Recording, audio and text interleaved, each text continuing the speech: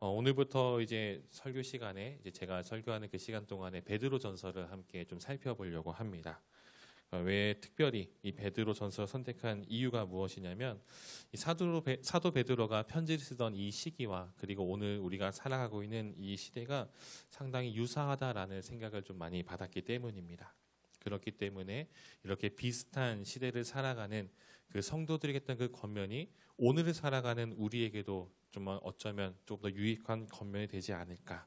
그리고 우리가 이 땅을 살아가는 동안에 어떤 삶으로 살아가야 될지 함께 우리 베드로의 메시지를 통해서 큰 도움이 되는 그런 시간들 되기를 간절히 소망합니다. 먼저 베드로는 오늘 말씀을 보니까 1절을 통해서 편지를 받는 이제 1차 수신자에 대해서 이렇게 소개를 하고 있어요. 그러니까 편지를 처음 받는 사람들. 오늘 1절 보니까 본도, 갈라디아, 갑바도기아, 아시아, 비두니아 지역에 흩어진 이 나그네들을 위해서 편지를 쓰고 있다라고 말합니다. 베드로는 이 5개 지역에 흩어져 있는 성도들에게 이렇게 편지를 작성하고 있습니다. 그렇지만 이 편지는 어떤 특정 사람에게 디모데 전서 후서처럼 디모데에게 혹은 디도에게 이렇게 쓴 것이 아니라 그 지역에 흩어진 수많은 성도들이 모두가 볼 수 있도록 쓴 편지입니다. 그래서 이거를 공동서신이라고 부르기도 합니다.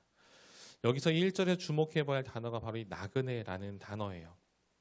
여러분, 우리는 흔히 이 나그네라는 단어를 들으면 어떤 생각이 듭니까? 아마 이 창세기에서 이 야곱이 고백한 것처럼 내 나그네의 세월이, 내 나그네의 인생, 잠시 이 땅을 살아갔다 가는 그런 영적인 어떤 의미로서의 나그네로 우리가 이해하고 있지는 않습니까? 물론 그 해석도 맞는 해석입니다. 저도 전에 이 본문을 읽을 때 이 나그네라는 단어를 듣게 되면은 이 야곱이 했던 그런 고백이 생각이 나서 잠시 이 땅을 살아가는 우리의 본향은 천국에 있는 그런 존재라는 의미로 이렇게 좀 이해하고 넘어간 적이 있었습니다. 근데 오늘 이 본문을 좀 연구하면서 또 이제 자료를 좀 찾아보면서 이 나그네라는 단어가 그 당시에는 좀 특정한 계층을 언급하는 데 사용했다라고 합니다. 이 나그네라는 단어를 좀 살펴보니까 이 원어로는 파로이코이라는 단어를 쓰고 있는데요. 이 파로이코이라는 이 사람들, 이 계층은 어떤 사람들이냐면은 그 당시 로마 제국에 있어서 로마 제국에 원래 살고 있었던 그 사람이 아니라 원주민들이 아니라 타지에서 온 사람들. 그러니까 쉽게 말하면 우리가 이해하는 그 나그네랑 좀 비슷한 뜻이에요. 그래서 일시적으로 혹은 영구적으로 거주하는 낯선 자들을 가리키는 말입니다. 그러니까 문자적으로 보면은 다른 사람 집에 함께 사는, 얹혀 사는 그런 이방인들을 가리키는 말입니다. 그래서 이 파로이코이들은 어떤 사람들이냐면은 원래 살고 있었던 그 도시의 주민이 아니기 때문에 로마 시민권자들보다는 지위가 조금 낮았고 종들보다는 지위가 조금 높은 그 중간에 있는 계층이라고 합니다. 그래서 결혼도 자유롭게 할 수 있고 땅도 소유할 수 있고 재산이 있으면 재산을 자녀들에게 물려줄 수도 있고 투표나 일정한 단체도 참여할 수가 있었는데 하지만 이들은 로마의 시민이 아니기 때문에 높은 세금을 내야 했으며 죄를 짓게 되면은 더 많은 형벌을 받게 되었다라고 말합니다. 그러니까 로마 시민과 노예 사이에 있었던 이 계층이기 때문에 어느 정도의 자유는 보장은 받았지만 하지만 완전한 자유는 가지지 못한 이들이 바로 이 파로이코이라는 사람들이었습니다. 문제는 이들이 원래 살고 있던 지역을 떠나서 이주한 사람들이기 때문에 지역적인 뿌리도 없고 민족도 다르고 언어나 문화, 종교 이 모든 것들이 다 다르기 때문에 기존의 질서에 어떤 부딪히는 존재도 인식이 돼서 많은 차별과 또는 이런 멸시, 핍박의 대상이 되었다라고 해요. 그래서 지역 주민들의 어떤 두려움, 불신, 비방, 차별, 착취 등을 당한 사람들, 그러니까 좀 아픔이 많은 사람들이 바로 이 나그네라는 그 당시에 있었던 이 파로이코이라는 사람들입니다. 이 파로이코이는 어떤 특정한 지역, 오늘 이 베드로는 5개 지역을 언급했지만 이 5개 지역에만 거주했던 사람들이 아니라 그 당시 로마의 전 지역에 걸쳐서 퍼져 있었던 꽤나 많은 사람들이 바로 이 파로이코이였습니다. 그래서 이들은 흩어진 그 지역에서 자신이 원래 살던 고향이 아니기 때문에 그 지역에서 많은 박해를 당했는데 근데 이 박해는 우리가 알고 있는 것처럼 로마 황제 시절에 있었던 박해, 도미티안 황제 시대에 있었던 이런 큰 박해 그 정도의 박해는 아니고 일상생활 속에서 많은 차별을 당하고 사람들에게 좀 미움을 사는 시기를 당하는 또는 어떤 비방을 당하는 그런 박해를 당했다라고 합니다. 그러니까 지역 주민들과의 이 마찰, 그들이 당한 바로 그런 박해입니다. 어쩌면 그렇기 때문에 이 당시 나그네들, 이 파로의 코이들이 당한 이 박해와 오늘 우리 그리스도인이 당하는 이 박해가 좀 비슷한 것 같습니다. 오늘 우리가 이 대한민국 살고 있는 우리들에게 있어서 교회에 나온다고 해서 예배를 드린다고 해서 당장 우리가 끌려가서 고문을 당하거나 죽임을 당하진 않죠. 하지만 오늘 우리가 살고 있는 이 시대에 어떻습니까? 교회를 다닌다는 그 이유로, 기독교인이라는 그 이유 하나만으로도 많은 사람들이 오해를 하고 있고 손가락질하고, 정말 이 기독교라는 이 존재 자체가 정말 많은 사람들의 인식 속에서 점점 더 부정적으로 변해가는 시대를 우리가 살아가고 있지 않습니까? 그렇기 때문에 여러분들, 이 배경을 우리가 기억을 하면서 우리가 살고 있는 이 시대와 베드로가 편지를 쓰고 있는 그 편지를 받는 그 사람들의 그 문화와 이 상황들을 우리가 이해하면서 오늘 이 베드로전서를 같이 우리가 계속해서 좀 풀어갔으면 좋겠습니다. 이제 본격적인 편지의 내용이 시작되는 3절 말씀부터 좀 보길 원하는데요.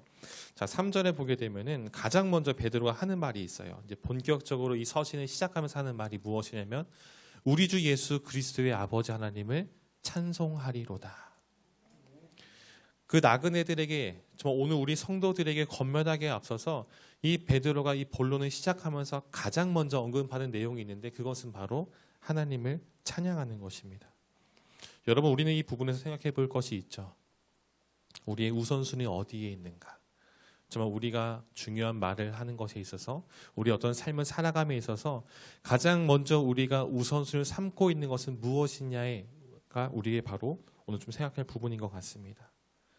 베드로는 정말 이 성도들에게, 정말 이 박해를 당하고 있는 그런 일상생활 가운데서 힘듦을 겪고 있는, 당하고 있는 성도들에게 가장 먼저 언급하는 것이 바로 하나님을 찬양하는 것입니다. 이것은 사도 베드로에게 있어서 가장 먼저 그의 그 삶 가운데, 그 중심 가운데 있는 것이 무엇인지를 보여주고 있는 거예요. 자연스럽게 하나님을 찬양하는 삶, 하나님을 가장 먼저 높이는 삶, 우선순위가 바로 하나님께 있는 삶이 무엇인지를 보여주고 있습니다. 그렇기 때문에 사랑하는 성도 여러분, 우리의 삶 속에서도 가장 먼저 우리가 어떤 일을 하든지, 무엇을 하든지, 무엇을 생각하든지 가장 먼저 그 우선순위가 다른 그 무언가가 아닌 바로 하나님이기를, 주의 일이기를, 주님이기를 간절히 소망합니다.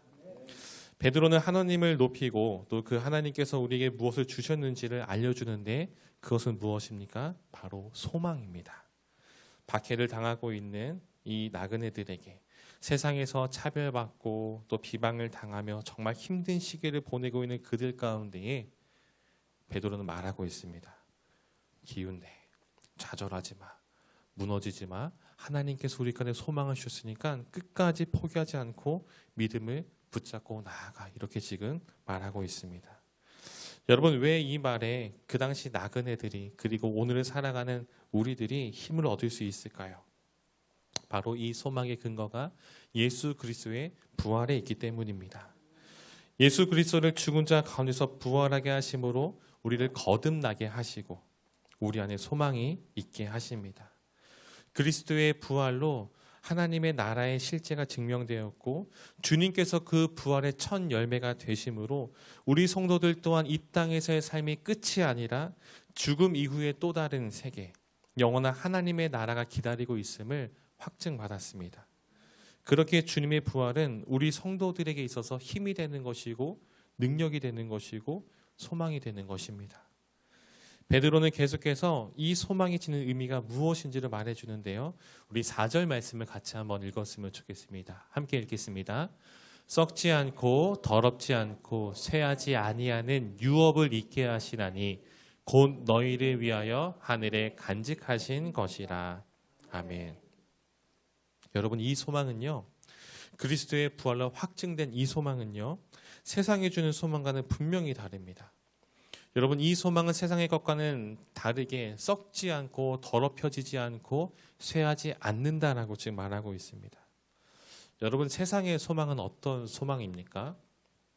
예전에 한 식당을 간 적이 있었습니다. 이제 신방 때문에 이제 한 성도님이 식사 대접하셔가지고 식당에 가서 밥을 먹게 됐는데, 식당이 오픈한 지 얼마 안 된 식당이어서 홍보 차원에서 식사를 하는 모든 손님들에게 로또 용지를 나눠줬어요. 그 주에 당첨이 되는. 그래서 그 전까지 로또를 한 번도 사본 적이 없는데 이제 그걸 받게 된 거예요. 그래서 그걸 받자마자 지갑에 넣고 나서 그 다음부터 이제 토요일 오후까지 제 마음속에 이것이 1등이 당첨되면 어떻게 써야 될지에 대한 고민을 하기 시작했습니다. 떡줄 사람은 생각도 안 하고 있는데 혼자 막 상상을 한 거예요. 아, 이거 1등 당첨되면은 못해도 한 10억 이상 20억은 받을 텐데 그걸로 일단 자동차를 바꾸고 자전거도 괜찮은 걸 하나 뽑고 멋있는 카메라를 들고 여행도 다니고 막 이런저런 생각에 막 이렇게 1등이 당첨된 그런 생각에 정말 그 토요일까지 막 이렇게 막 점점 확정이 된 거예요. 난 1등이다. 이렇게 확정이 된 상태였습니다.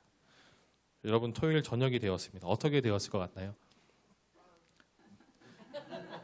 꽝은 꽝인데 정말 신기하게도 번호가 하나도 맞지 않는 완전 올꽝이 딱 탄생하게 됐습니다. 1등이 되면 사려고 했었던 뭐 자동차라든지 자전거라든지 카메라라든지 이런 모든 것들은 꽝이 딱 되는 순간에 낙첨 되었으면 하는 그 글씨를 보는 순간에 다 한순간에 날아갔습니다. 물론 처음부터 제가 산 것도 아니고 당첨이 될 것이라는 보장을 받은 것도 아니죠. 그냥 그 종이 한 장에 저에게 있어서는 헛된 소망을 품게 만들었다라는 거예요. 조금 비약이기도 하지만 여러분 우리가 이 땅에서 갖는 그 소망은 차이는 있겠지만 사실 영원하지 않습니다. 그리고 그 소망은 이루어질 수도 있지만 이루어지지 않는 것들이 더 많이 있는 것 같아요. 여러분 그런 소망들은 마치 바벨처럼 헛되이 쌓아가다가 결국에는 무너지게 되는 그런 헛된 것이 우리는 기억해야 합니다. 하지만 여러분 주님께서 주시는 소망은 어떤 소망입니까? 세상의 소망과는 다른 소망이라고 분명히 말하고 있어요. 그 소망은 일시적이지 않고 영원한 소망입니다. 베드로는 그 소망이 바로 우리 성도들의 유업이 된다라고 말하고 있죠. 여기에 유업이란 구약에서는 가나안을 칭하는 말이고 신약에서는 하나님의 나라를 뜻하는 말입니다. 영원히 쇠하지 않는, 영원히 더럽히지 않고 침략당하지 않고 썩지 않는 하나님의 나라가 바로 우리 성도들의 영원한 소망이 된다라고 지금 말하고 있습니다. 그리고 이 소망을 어떻게 하시냐면은 4절 뒷부분에 이렇게 말하죠. 곧 너희를 위하여 하늘에 간직하신 것이라. 여러분 여기에 사용된 이 간직하다라는 단어를 보니까요. 시제를 완료형이라는 시제를 쓰고 있어요. 그러니까 이것은 과거에 일어났었던 어떤 이 한 사건이 지금도 유효하다라는 거예요. 그러니까 이 간직하다라는 이 약속을 주신 그 약속이 우리가 살고 있는 이 시대까지 변하지 않고 계속 지속되어 있다라는 거예요. 더 중요한 것은 이 영원한 소망을 우리에게 주셨는데 이것이 지금까지 유효하고 앞으로도 유효하다라는 것이죠. 다른 말로 표현 다시 하면은 하나님의 나라를 우리에게 유업으로 주시겠다는 그 약속이 과거나 지금이나 앞으로도 변하지 않는 영원한 약속을 우리에게 주셨다라는 겁니다. 그리고 그 소망을 어디에 두시냐면은 하늘에 두셨다라고 말하고 있죠. 누구도 뺏을 수 없는, 누구도 침략할 수 없는 그 하나님의 나라 가운데에 그 소망을 간직해 두셨다라고 지금 말하고 있습니다. 여러분 이 얼마나 감사한 말입니까? 우리의 소망이 이 땅에 있는 그런 여러 가지 그 소망들과 똑같은 수준의 그 소망이 아니라 그 어떤 소망과 비교할 수 없고 그 누구도 빼앗을 수 없고 더럽힐 수 없는 그 영원한 소망, 하늘에 간직하신 그 소망, 얼마나 감사한 말씀입니까? 근데 여기서 멈추지 않아요. 여러분 5절 말씀 한번 보겠습니다. 5절 말씀도 같이 한번 읽도록 하겠습니다. 시작. 너희는 말세에 나타내기로 예비하신 구원을 얻기 위하여 믿음으로 말미암아 하나님의 능력으로 보호하심을 받았느니라. 아멘. 무엇으로 보호하십니까? 하나님의 능력으로 보호하심을 받았다라고 말하고 있습니다. 여러분 여기 보호하다라는 말은요 군사 용어라고 합니다. 이 말은 이 보호하다라는 것은 이 원 의미가 어떤 것이냐면은 도시 안에 성 안에 있는 진지를 뜻하는 단어입니다. 그러니까 아무것도 없는 그 황량한 들판 가운데 있는 진지는 어떻습니까? 적군이 쳐들어오게 되면은 어느 정도 버틸 수 있을지 모르겠지만 어느샌가 함락이 되고 말겠죠. 하지만 이 단어는 어떤 단어냐면은 견고한 성 안에 있는 진지예요. 정말 그 견고한 성이 설사 함락된다 할지라도 그 안에 또 진지가 있으므로 정말로 최후의 최후까지 안전한 곳, 뭐 오늘날로 치면은 뭐 지하 벙커와 같은 핵전쟁이 벌어져도 그것으로부터 안전하게 지켜줄 수 있는 그 최후의 진지, 그것을 표현한 단어가 바로 이 여기에 쓰인 보호하다와 같은 의미를 지니고 있습니다. 마치 성 안에 있는 진지에 있는 것처럼 가장 안전하게 그 소망을 보호해 주신다라고 말하고 있습니다. 세상의 그 어떠한 것도 사단이 틈타지 못하도록 막아주시는 우리 가운데 그런 소망을 주신다라는 겁니다. 그렇기 때문에 우리 성도들은 이 땅을 살아간 동안에 정말 여러 가지 그 시험과 환난과 박해로 어려움을 겪을 수는 있습니다. 하지만 그런 것들이 때론 우리를 힘들게 할 수 있을지 모르지만 그것이 우리를 영원한 절망이나 좌절에 머물게 하지 않는다라는 겁니다. 도리어 그렇기 때문에 우리는 크게 기뻐할 수 있는 것이죠. 여러분 6절에 기록된 이 기쁨은 단순히 기뻐하는 수준이 아니라 기뻐 날뛴다라는 표현이에요. 이 소망 때문에 우리가 성도들이 기뻐할 수 있는 이 기쁨은 그냥 단순히 우리 가운데 소망이 있구나, 너무 기쁘다라는 그 정도의 수준이 아니라 정말 주체할 수 없는 그 기쁨, 정말 그 몸을 주체할 수 없어서 정말 기뻐 날뛰는 그 정도의 기쁨을 우리 가운데 주신다라는 것이죠. 마치 언약궤가 성 안에 들어옴을 보고 옷이 벗겨지는 것도 모른 채 정말로 하나님께 힘껏 뛰며 찬양했던 그 다윗처럼 성도에 주시는 그 소망이 우리에게 어떤 기쁨이냐면은 우리가 주체할 수 없을 정도의 그 기쁨으로 우리 가운데 주신다라는 겁니다. 그렇게 사랑하는 제주 그린교회 성도 여러분, 이 소망이 우리 안에 있음을, 이 소망을 우리에게 주셨음을 기억하는 우리 모두가 되기를 소망합니다. 그리고 이것이 우리 안에 믿음의 확실함으로 자리 잡혀 있기를 간절히 소망합니다. 이 믿음을 가지고 있을 때에, 이 믿음에 대한 확실함을 가지고 있을 때에 우리는 마지막 날에 칭찬과 영광과 존귀를 얻게 될 것입니다. 여러분, 사도 베드로가 우리에게 계속해서 말하고 있는 이 소망, 그리스도께서 부활하시면 확증하신 이 소망은 어쩌면 우리가 이 땅을 살아가는 동안에 누릴 수 없을지도 모릅니다. 결국에는 우리가 이 땅 이후의 그 삶으로 들어가게 되었을 때에 비로소 그때에서야 얻게 될지도 모릅니다. 여러분 9절을 보시겠습니까? 믿음의 결국 곧 영원의 구원을 받음이라. 여러분 여기서 말하는 이 받음이라는 것은요, 현재 시제를 쓰고 있는데 그런 것은 좀 넘어가고요. 이것은 우리가 그리스도를 영접함으로 구원을 받았지만 주님께서 재림하실 때 그 구원이 비로소 완성됨을 의미하는 거예요. 그러니까 즉 우리 그리스도인들이 예수 그리스도를 나의 구주로 영접함으로 우리가 구원을 약속받았죠. 그렇지만 구원을 약속받은 것이지 구원이 완성된 것은 아니죠. 구원의 완성은 언제 이루어집니까? 주님께서 이 땅 가운데 다시 오실 때, 재림하시는 그날 가운데에 우리의 구원이 완성된다라는 것입니다. 즉 우리는 구원을 약속받았지만 아직 구원의 완성은 이루지 못한 이 중간에 위치해 있는 것이기 때문에 우리의 이 소망이란 완성된 것이 아니라 점점 더 완성되어져 간다라는 의미입니다. 그렇기 때문에 우리는 여기서 다시 3절 말씀으로 돌아가서 한 번 더 생각해 보려고 합니다.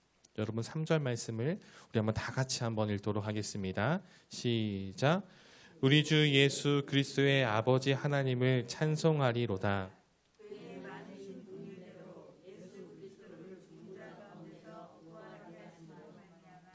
우리를 거듭나게 하사 산 소망이 있게 하시며. 아멘. 눈치를 채신 분이 있을지 모르겠습니다. 제가 앞서서 3절 말씀을 앞서 설명할 때에 의도적으로 뺀 단어가 있습니다. 여러분 눈치를 채신 분도 있고 안 채신 분도 있으시겠지만 제가 조금 더 3절 말씀 이야기할 때에 그리스도의 부활로 말미암아 우리 가운데에 소망이 있게 하셨다라고 말씀을 드렸습니다. 여러분 무엇이 빠져 있습니까? 바로 이 살아있다는 단어를 의도적으로 좀 뺐었습니다. 우리에게 주는 그 소망은 단순한 소망이 아니라 어떤 소망입니까? 산 소망이라고 말하고 있어요. 살아있는 소망. 오늘 본문을 쭉 묵상하면서 1절 말씀부터 12절 말씀을 계속해서 묵상하면서 또 곱씹어 보면서 제 안에 강하게 때리는 것이 바로 이 살아있는 이 산 소망이었습니다. 주님께서 주신 그 소망은 그냥 소망이 아니라 살아있는 소망이라는 거예요.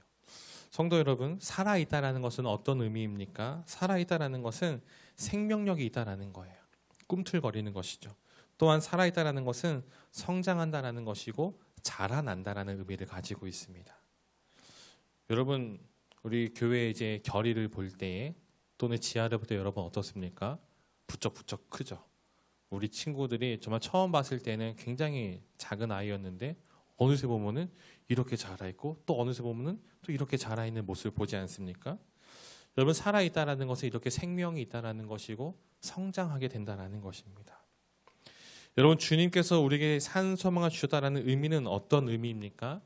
우리에게 주신 그 소망이 살아 있다라는 거예요.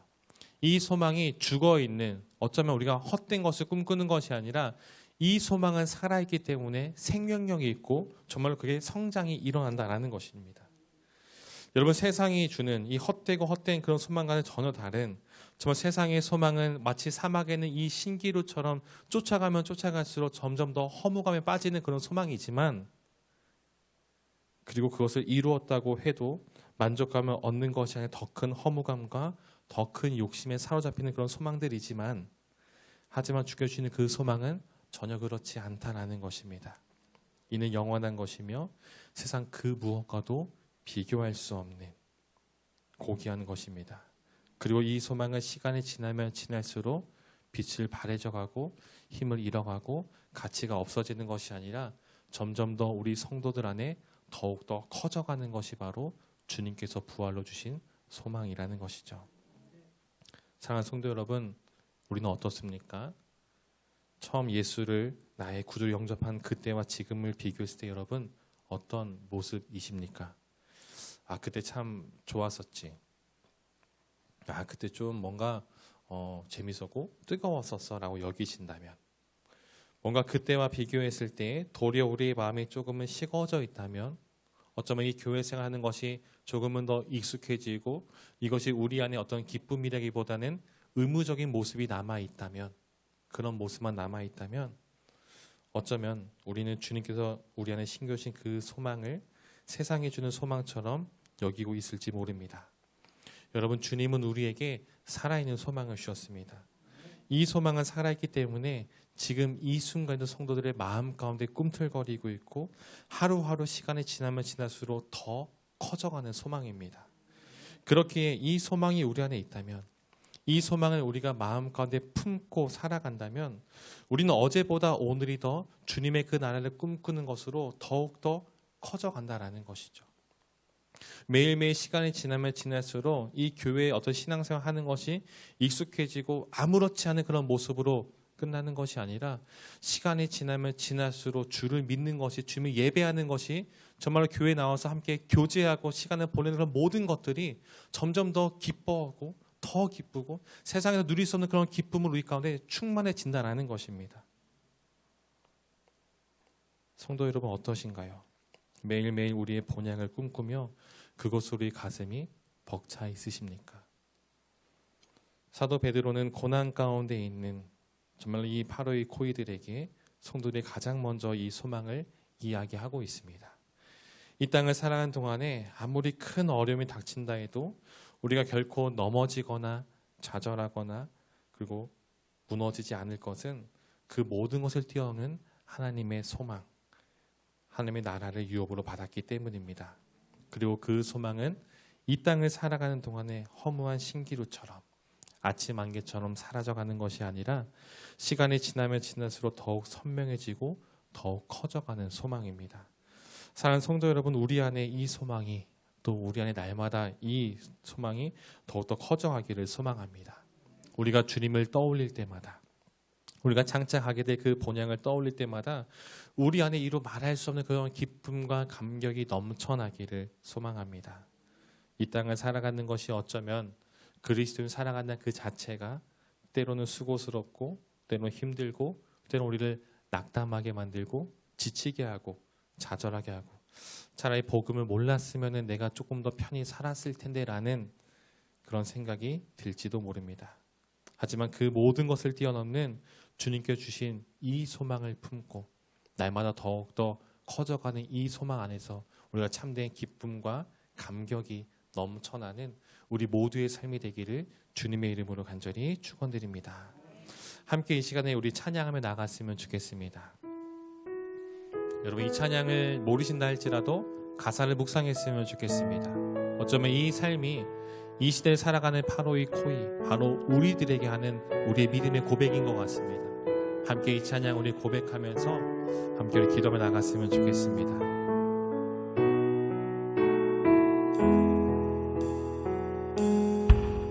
나 지금은 비록 땅을 벗하며 살지라도 내 영혼 저 하늘을 디디며 사네. 내 주님 계신 눈물 없는 곳, 저 하늘에 숨겨둔 내 소망이 있네. 보고픈 얼굴들, 그리운 이름들 많이 생각나. 때론 가슴 터지도록 기다려지는 곳, 내 아버지 넓은 품 날 맞으시니 저 하늘에 쌓은 내 소망이 있네. 주님 그 나라에 이를 때까지 순례의 걸음 멈추지 않으면 어떤 시련이 와도 나 두렵지 않네. 주와 함께 걷는 이 길에 우리 한 번 더 찬양합시다. 나 지금은 비록 땅을 벗하며 살지라도 내 영혼 저 하늘을 디디며 사네. 내 주님 계신 눈물 없는 곳, 저 하늘에 숨겨둔 내 소망이 있네. 보고픈 얼굴들, 그리운 이름들 많이 생각나. 때론 가슴 터지도록 기다려지는 곳, 내 아버지 넓은 품 날 맞으시는 저 하늘에 쌓은 내 소망이 있네. 주님 그 나라에 이를 때까지 순례의 걸음 멈추지 않으면 어떤 시련이 와도 나 두렵지 않네. 주와 함께 걷는 이 길, 주님 그 나라에, 주님 그 나라에 이를 때까지 순례의 걸음 멈추지 않으면 어떤 시련이 와도 나 두렵지 않네. 주와 함께 걷는 이